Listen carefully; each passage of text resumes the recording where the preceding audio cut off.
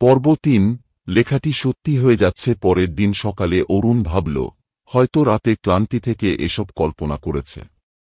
কিন্তু বিকেলে সে খবরের কাগজ খুলে যা দেখল, তাতে তার বুকের রক্ত জল হয়ে গেল।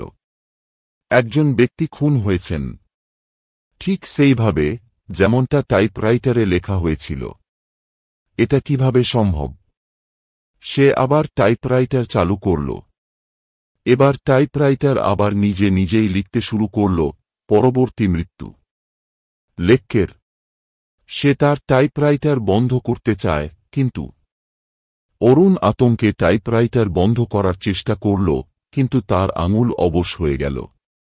বাতাস ভারী হয়ে উঠল। অন্ধকারে কেউ যেন নিঃশ্বাস ফেলছে। তার ঘরের দরজা আবার খুলে গেল।